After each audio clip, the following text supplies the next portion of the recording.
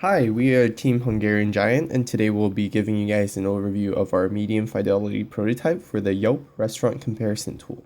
So the topic we decided to focus on was a Yelp interface to support users in comparing businesses of the same type. Some of the requirements that we came up for our prototype is that users must be able to compare at least two restaurants at the same time on the same screen, and also users must be able to compare restaurants based on different criteria. So one of the tasks that we wanted our prototype to support is that given a list of restaurants, compare two or more restaurants using the interface based on the restaurant's general information, ratings and reviews, and pictures before deciding on one restaurant which seems best.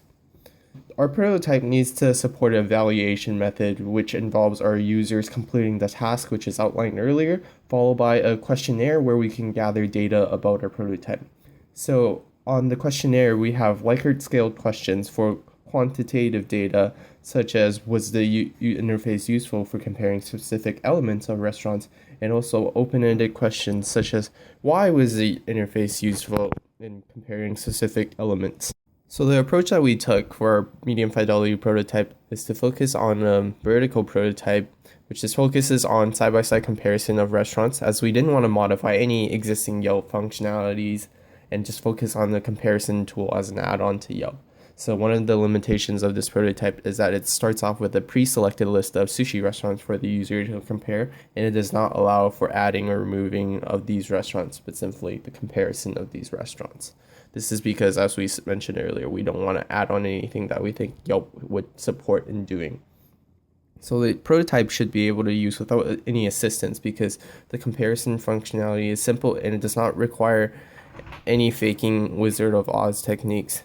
And the data we use in a prototype is faked but realistic, so users are able to realistically perform the task of comparing two restaurants, but at the same time they're not looking at real data, so they're not distracted by the content.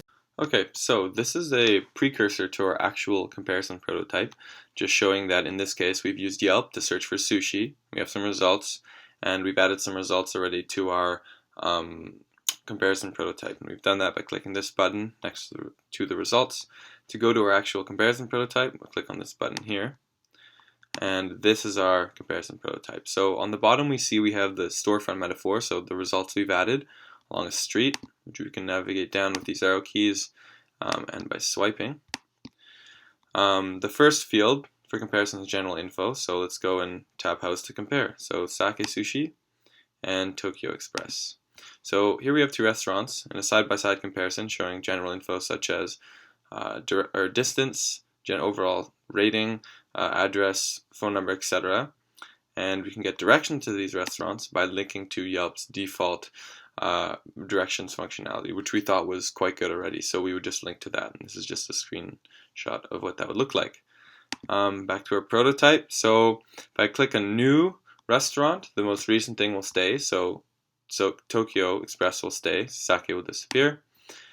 This is to maximize the use of the screen, and realistically we decided to only be comparing two things at once, really, anyway. So you can also compare by reviews and pictures. So the reviews look like this. Again, the content we made was faked but believable. Pictures, so we see the picture interface here, and essentially the user just will be going through this fake data and our interface and choosing a restaurant at which they would like to eat, and that's our interface. Thank you.